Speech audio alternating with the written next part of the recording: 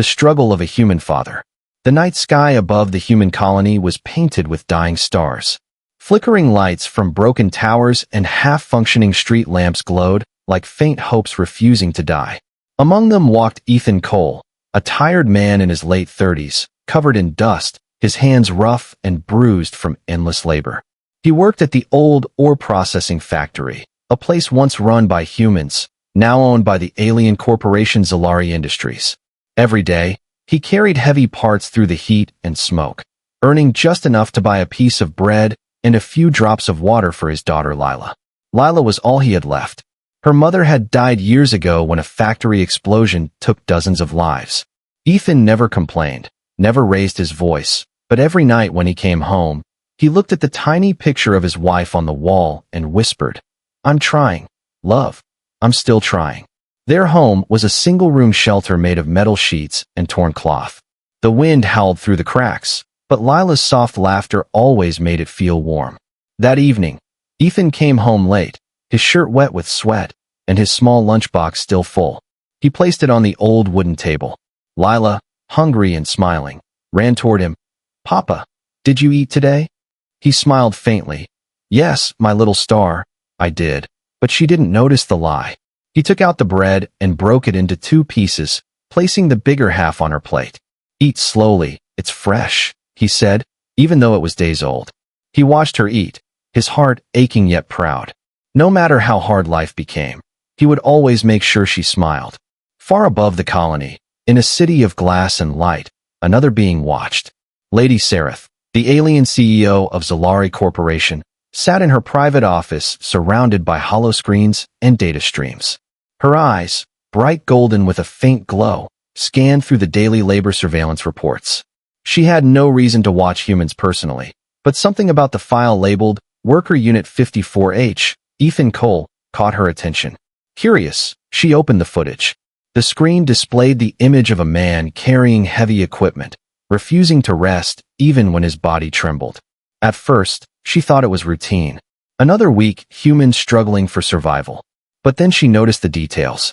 He gave his food to another worker who had fainted. He shared his water with a stranger. When his shift ended, he stayed behind to fix a broken conveyor belt. Unpaid, unseen, unthanked.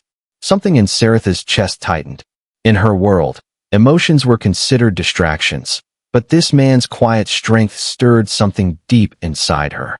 Later that night, when most of the corporation's staff had left, Sereth kept watching. She turned off the lights in her office, sitting alone with the flicker of the screen reflecting in her golden eyes. She saw Ethan enter his home, sit beside his sleeping daughter, and place a thin blanket over her. He whispered softly, "Tomorrow will be better," and smiled as if he truly believed it. Sereth leaned back in her chair, whispering to herself, "How can someone live with so little and still smile?" The next morning, Ethan woke before sunrise. The colony siren screamed for another shift. He kissed Lila's forehead and walked toward the factory again. His boots splashed in muddy water, his stomach empty, his heart heavy. The guards, tall alien enforcers, scanned his ID chip without even looking at him. Inside, the machines roared, the heat burned his skin, but he never stopped working. He had a dream that one day he would save enough money to move to a cleaner district where Lila could go to school. But deep down, he knew it was almost impossible. On the 10th floor of the Zalari headquarters, Sereth requested more information. Her assistant blinked nervously. "My lady, why the interest in a human laborer?" Sereth replied coldly, "Just analysis for behavioral efficiency." But even she didn't believe her own words. She studied Ethan's records. Once, he was an engineer, one of the brightest in his sector, before the corporate merger that took everything away from humans. His patents were now owned by Zalari, his degree stripped, his status reduced to manual worker. Sereth frowned slightly, a strange sense of guilt rising within her. That night, Ethan found Lila coughing hard. He rushed to find medicine, but the colony clinic demanded credits he didn't have. He begged, but the alien nurse waved him away. No credits, no treatment. He sat by Lila's side all night, holding her small hand, whispering, "Please, just hold on, my little star." Outside, the cold wind carried the hum of alien drones, silent watchers of a forgotten world. In her high tower, Sareth couldn't sleep. For reasons she couldn't explain, she opened the live feed again. And there he was, the human father, sitting in darkness, comforting his sick child. Something broke inside her. She reached for her communicator. Send medical drones to Colony Sector 7 under inspection cover. Her assistant hesitated. That's unauthorized intervention, my lady, Sareth whispered. Then make it look like a system check, and don't ask again. As the drones lifted off into the night, Sareth watched through her window. The stars above seemed closer than ever. For the first time in her life, the powerful alien CEO realized that one small act of kindness might matter more than all her empire's profits. And far below, in a broken home, a little human girl slowly opened her eyes and whispered, "Papa, the light. It's so pretty." Ethan looked up through the cracked roof, seeing the shining drone hovering above them. He didn't know who sent it. But in that moment, he felt something he hadn't felt in years: hope. The hidden observer. The next morning came quietly, the colony sun rising weak and pale behind thick clouds of factory smoke. Ethan walked through the crowded streets, holding a small paper bag that carried the last of his savings, a few coins and one piece of bread for Lila's breakfast. He smiled at her before leaving. "Be strong, little star. I'll be back soon." She nodded bravely, though her tiny hands still trembled from last night's sickness. The factory was noisier than usual, the machines roaring, the supervisors shouting, and the smell of burning metal hanging heavy in the air. Ethan began his shift without complaint, his eyes dull but determined. He didn't know that far above him, in a crystal tower orbiting a different world, someone was watching. Lady Sareth, the alien CEO, sat in her private chamber again, her golden eyes fixed on the same human man she had seen the night before. Something had changed inside her. For years, Sareth had lived surrounded by silence, luxury, and logic. The Zalari believed emotion was weakness, compassion was disease, and empathy was a human flaw. Yet she couldn't look away from the screen. She saw Ethan share his bread with a hungry coworker, then lift a broken beam alone when others turned away. Every move spoke of quiet strength and dignity, something she had never seen even in her own kind. "Why are you watching that human again?" her assistant Varen asked, entering with a data tablet. Sareth didn't answer at first, her gaze still on the screen. Finally, she said softly, "He doesn't give up." Varen frowned. "He is just another laborer, my lady. There are thousands like him." Sareth shook her head slowly. "No, there aren't." After Varen left, Sareth replayed the previous night's footage. The moment Ethan had begged the alien nurse for medicine, the moment his daughter lay weak in his arms. It wasn't pity she felt, it was something different, something uncomfortable. She had seen humans before, but only as statistics, workers, or failed species. Now she saw them as living beings, fragile yet powerful in their own strange way. Later that day, Sareth activated her private HoloLink, connecting to a forbidden database. She searched every record about Ethan Cole. She discovered he was once an engineer for the Human Development Guild, a brilliant mind who built energy converters before his city was taken over by Zalari corporations. His wife had died during a factory accident that her own company had ignored in its safety review. The report ended with cold words, "Human claim denied." Sareth closed her eyes, shame washing over her like fire. She whispered, "We destroyed their hope and called it business." As the night fell again over the human colony, Sareth ordered the surveillance team to stay quiet and keep the cameras active. She wanted to see how Ethan lived when he thought no one was watching. She watched him tuck his daughter into bed, fix a broken chair, and then sit beside her small lamp, scribbling designs on an old piece of cardboard. He was drawing machines, new types of turbines and engines, trying to make something better even when the world had taken everything from him. Sareth leaned forward, her heart pounding softly. "He's still creating," she murmured. The idea of a man dreaming in such misery amazed her. Meanwhile, in the colony, Ethan's old friend Mara, a former nurse, visited quietly. She looked at Lila and sighed. "Ethan, she needs real treatment soon, or her lungs will fail." Ethan nodded, his eyes tired but gentle. "I'll find a way." Mara placed her hand on his arm. "You can't fight the whole system alone." He smiled faintly. "I'm not fighting them. I'm just not giving up." That sentence echoed through Saratha's mind as she watched the sound-recorded feed. I'm just not giving up. It was simple, yet it shattered something inside her. In the Zalari culture, surrender was logical. When something failed, it was discarded. But this human, this single man with nothing left, refused to surrender. The next morning, Sarath made a strange decision.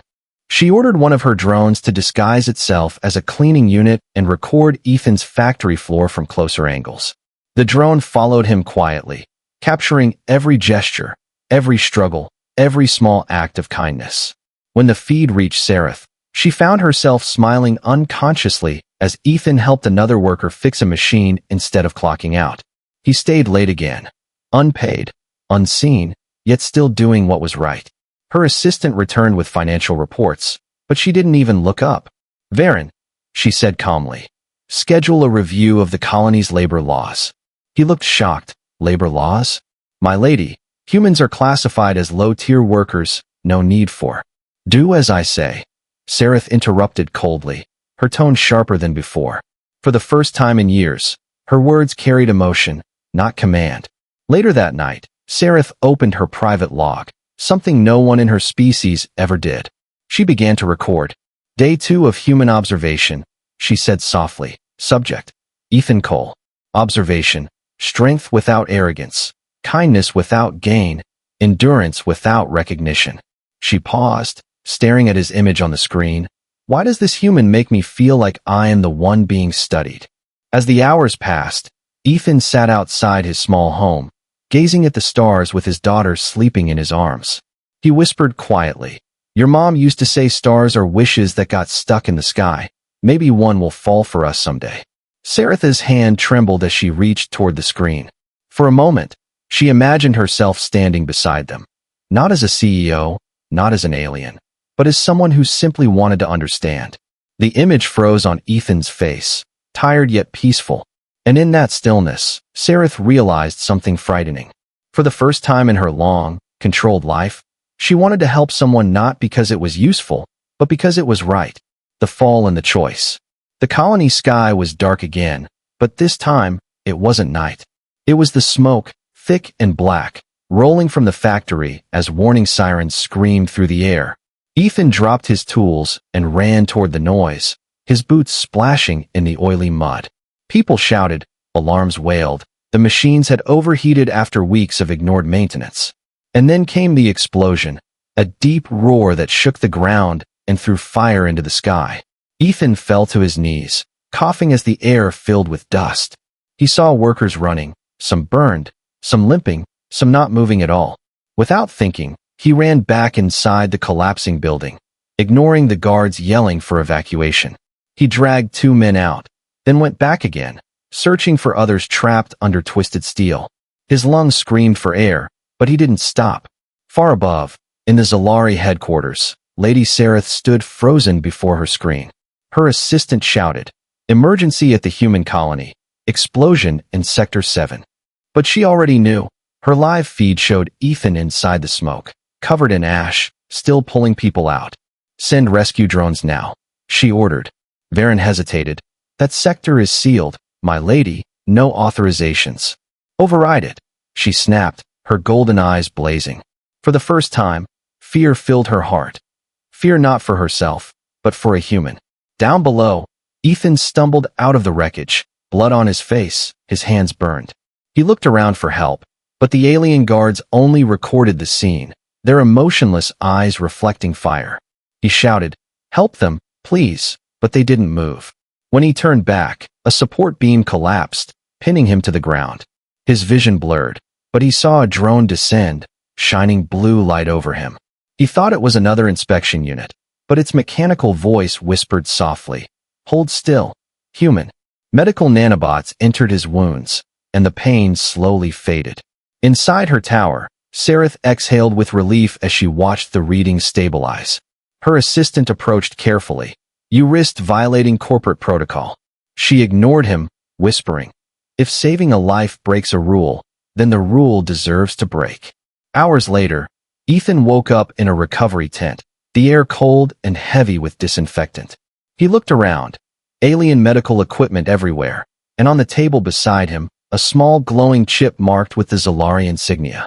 He frowned, wondering who would help someone like him. Mara entered, her eyes wide. Ethan, the company sent drones. They saved dozens today. Ethan smiled weakly. The company? No, someone inside it must still have a heart. Meanwhile, back in the alien capital, the news spread like lightning. Zalari media showed clips of the explosion, the heroic human worker, and the mysterious CEO who had intervened. Council members were furious, calling Saratha's actions emotional contamination. During the board meeting, one elder alien hissed, "You endangered corporate assets for a single primitive life." Sarath stood calmly, her voice firm. "No, I saved a worker who saved hundreds. His courage is more valuable than your greed." Silence filled the room, and for the first time, no one dared challenge her. That night, Sarath couldn't sleep. She rewatched the footage of Ethan risking his life to save others. Each time, she felt the same strange ache inside her chest, the kind of ache she'd only read about in ancient human texts. Compassion, guilt, admiration, emotions her kind had long abandoned. She whispered to herself, how can he still believe in good when the universe gives him nothing in return? On the colony, Ethan's factory was shut down completely. Dozens of humans were suddenly unemployed. The company labeled them non-essential. Ethan tried to speak to the supervisors, begging for another chance, but was met with silence. That night, he sat beside Lila, staring at the single candle lighting their small home. "Papa," she said softly, "will we have food tomorrow?" He smiled, though his throat tightened. "Of course, my little star, we always find a way." But deep down, he felt the crushing weight of helplessness. He thought about leaving the colony, maybe finding work in the outer asteroid mines. But that meant leaving Lila behind, and that was something he could never do. When she fell asleep, he walked outside under the broken sky. He looked up and whispered, "If anyone's listening out there, please, just one chance." Far above, Sarath was listening. Through her holographic feed, she heard his voice echo through static. She clenched her fists, fighting the urge to act again. She knew every time she interfered, she risked her career, maybe even exile.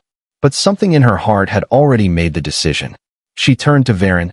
"Prepare a team, quietly. We're going to Colony 7. He froze. "Personally, my lady?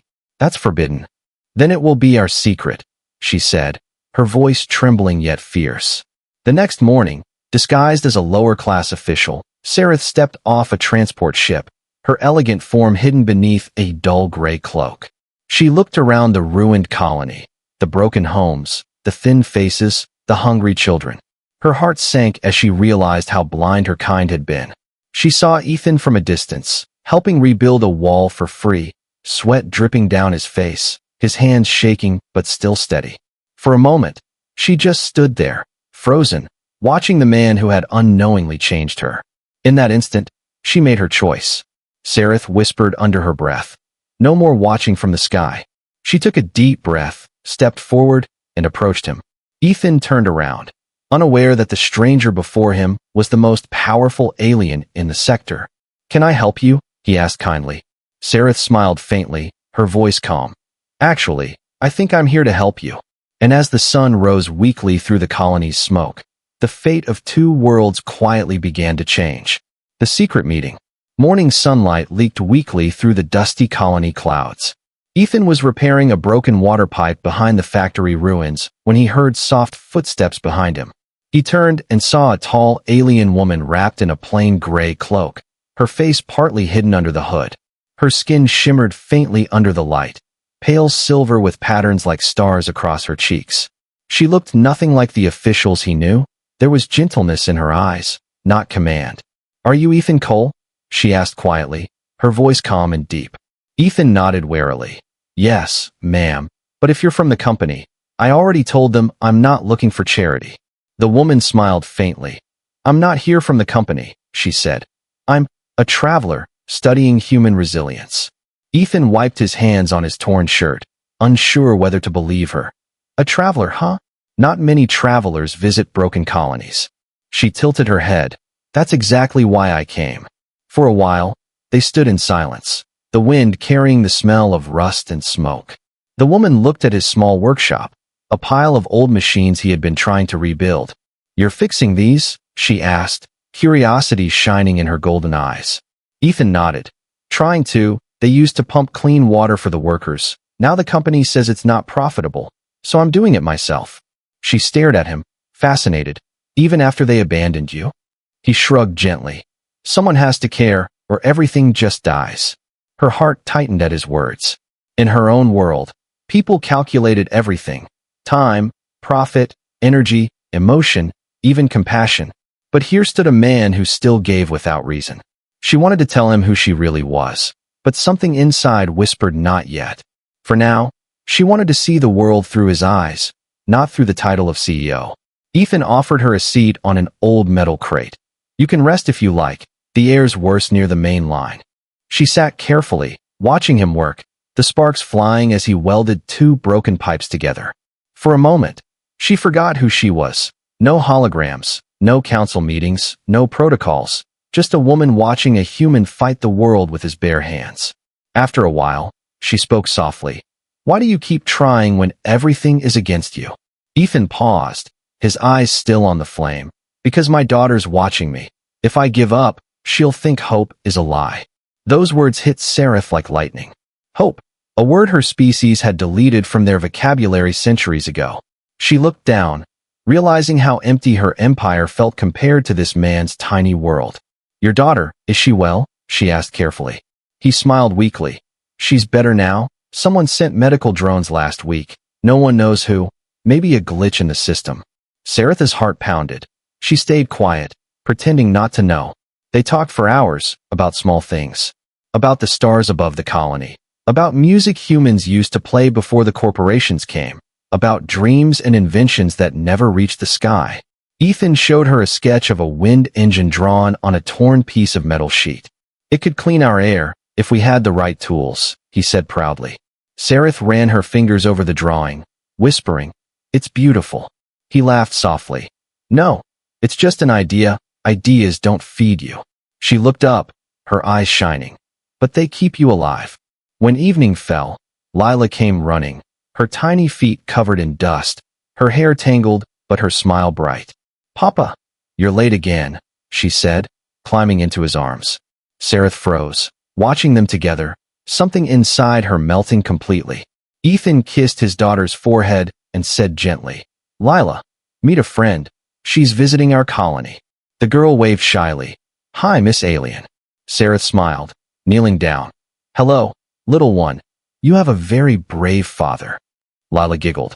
"I know, he always says heroes don't need capes." For a brief moment, everything felt right. The ruined colony, the smoke, the hunger, all of it faded into the background. Seraph watched the two humans laugh together and thought, this is what life should feel like. But deep inside, she knew it couldn't last. If anyone from her board discovered she was here, it would mean scandal, exile, or worse. When the sun dipped below the horizon, Seraph stood up slowly. "I should go," she said softly. Ethan frowned. "It's dangerous to walk alone after dark. Let me escort you." She smiled gently. "I'll be fine." He hesitated. "Will I see you again?" Seraph looked into his eyes, feeling something she had no word for. "Yes," she whispered, "you will." She walked away through the dusty road, her cloak fluttering like a shadow in the fading light. When she reached the shuttle bay hidden beyond the colony hills, she paused to look back. Ethan was still standing there, holding Lila in his arms, waving. She raised her hand slowly in return, a small smile breaking through her usually cold expression. Inside her ship, she removed her cloak and touched the small pendant around her neck, the symbol of her office. She stared at it for a long time, whispering, "Maybe power means nothing if it can't protect those who need it most." As the engines roared to life, Seraph set a new course, not back to her palace but toward her private archives. She had decided to change something, quietly, dangerously, completely. That night, as the stars drifted above the sleeping colony, a silent message left the alien network. It carried one name, Ethan Cole, and one order from the highest level of Zalari Command. Reinstatement request pending review. Unseen, unheard, the balance of two worlds began to shift. And in the heart of an alien CEO, something truly human was awakening. The revelation.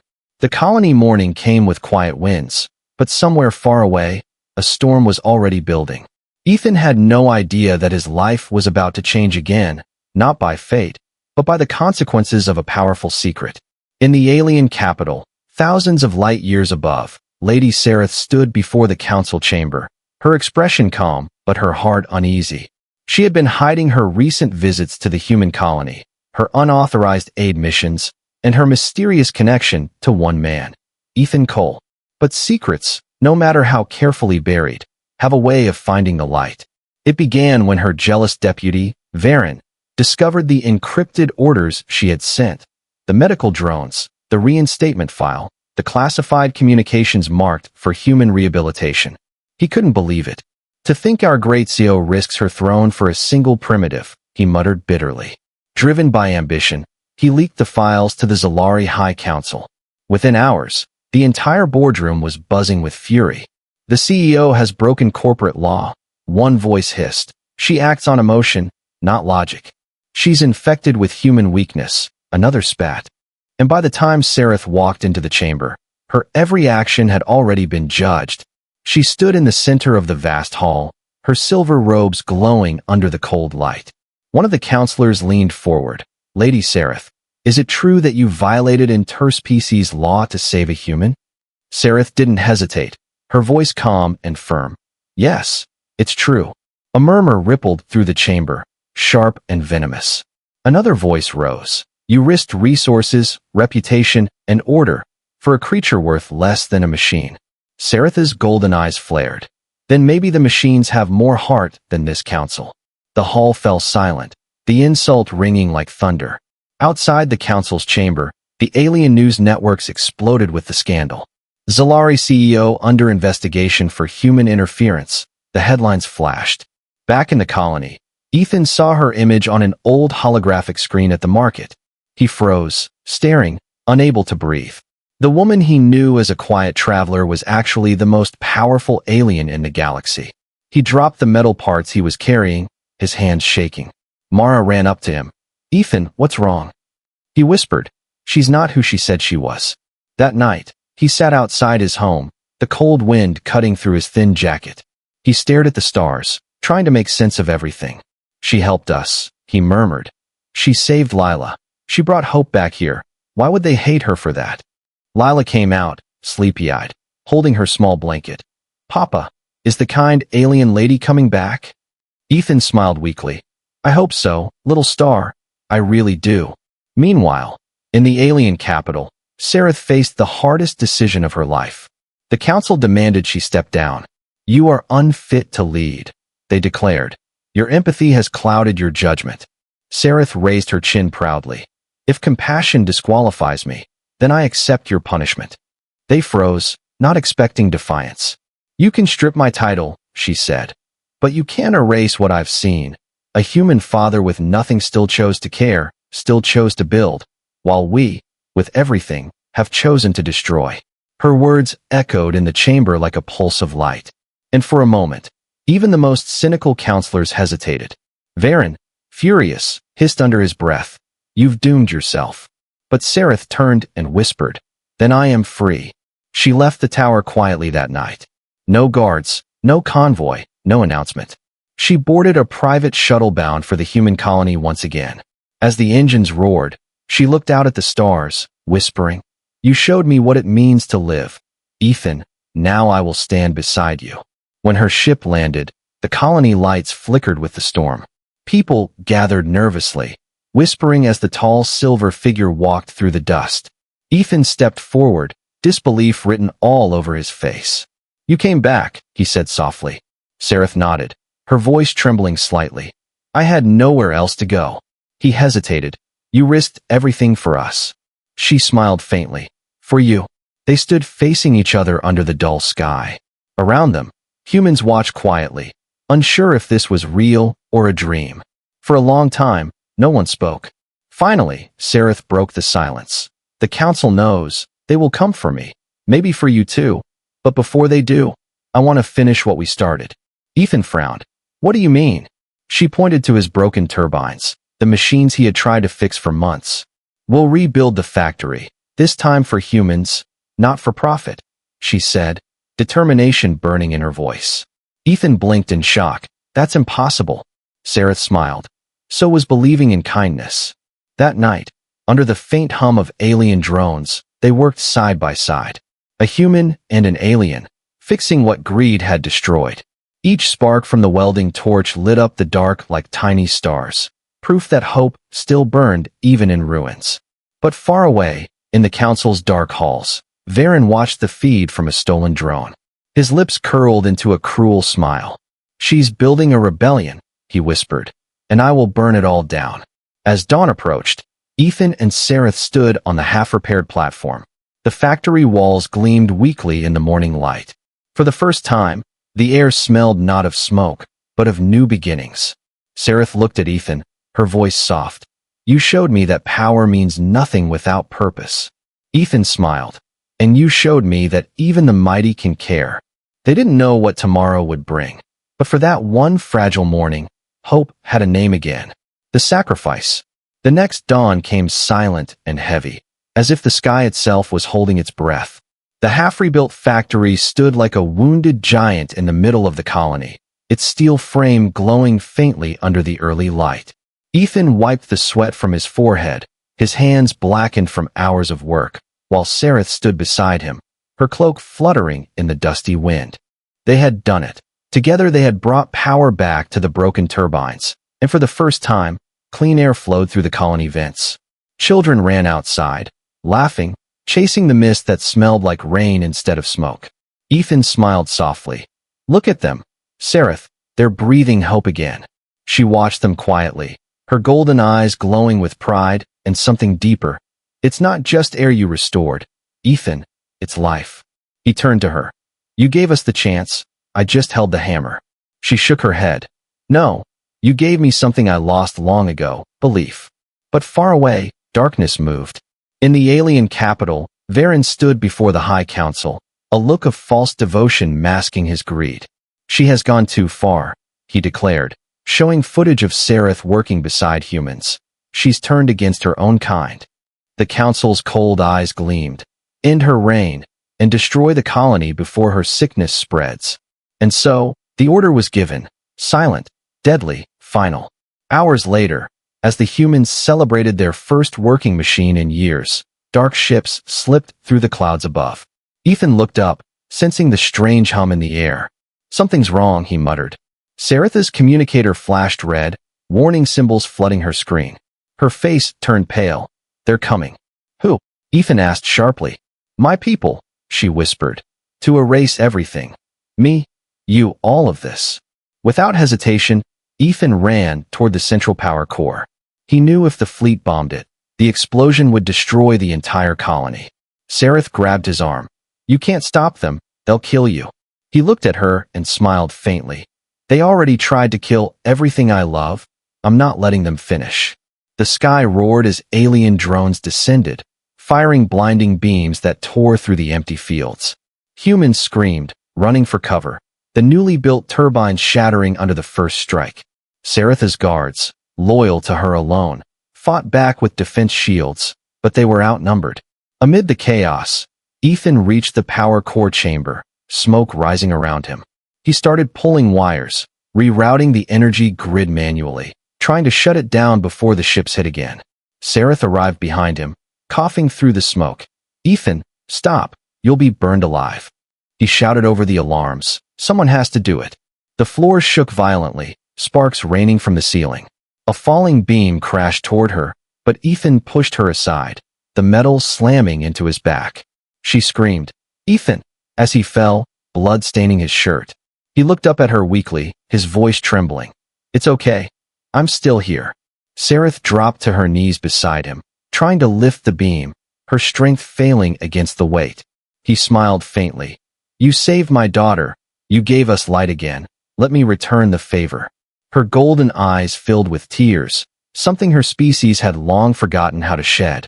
Don't speak like that. We'll get you out, she said desperately.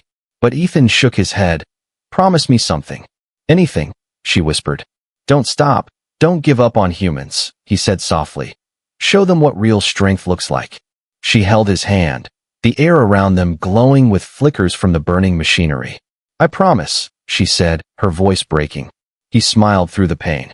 "Then maybe humanity still has a chance." The sirens screamed louder, the power grid overloaded. Sareth pressed her palm against a control panel, channeling her own energy into the system, forcing the core to shut down before it could detonate. The blast of light spread across the factory, white, pure, and silent.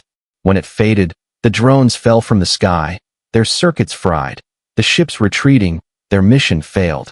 But Ethan lay motionless. Sareth crawled to him, shaking, her hands covered in soot and blood. "Ethan, wake up," she whispered. "It's over. You did it."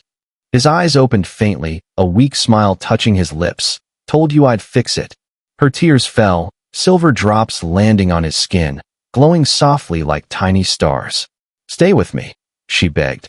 "We can rebuild everything." He looked at her, his voice barely a breath. "You already did." And then he was still. Sareth sat there in the smoke, holding his hand long after the fire died. Above them, the first rays of dawn broke through the clouds, bathing the ruins in golden light. The humans slowly emerged from hiding, whispering prayers, their eyes wide with awe and sorrow. Sareth stood, her cloak torn, her face streaked with tears and ash. She looked at the people before her and spoke quietly. "He gave his life so that you could have yours. Never forget that humanity is not weakness. It is strength in its purest form." No one spoke, but every heart in that colony understood. From that moment, Ethan Cole was no longer just a man, he was a legend. That night, as the stars returned to the sky, Sareth placed a small marker near the rebuilt factory. It bore no title, no grand inscription, just two simple words carved into metal. He believed. The legacy. The war was over, but silence was all that remained. The colony that once smelled of smoke and despair now stood under a sky of pale light. The air cleaner, the streets calmer, the people slower in their steps. Not from fear, but from reverence. On the hill near the factory ruins stood a single monument, a rough block of steel shaped by human hands, its edges uneven yet strong. At its base were two words burned into the metal, simple and eternal, he believed. Every morning, Lila would climb that hill with a small bouquet of flowers, her dark hair swaying in the wind. She would kneel beside the monument and whisper, "Papa, the air smells clean again, just like you wanted." And though no voice ever answered, she always felt the warmth of sunlight on her face. Gentle, comforting, as if someone was still watching over her. From far above, in the silver city of Zalari Prime, Lady Sareth stood before her council one last time. She no longer wore the heavy robes of power, nor the crown of command. Her once glowing pendant of leadership lay shattered on the table. The council stared at her in cold silence, waiting for her to beg for mercy. But she didn't. She spoke instead with quiet strength. "You call compassion a weakness, yet a single human's kindness defeated your entire fleet."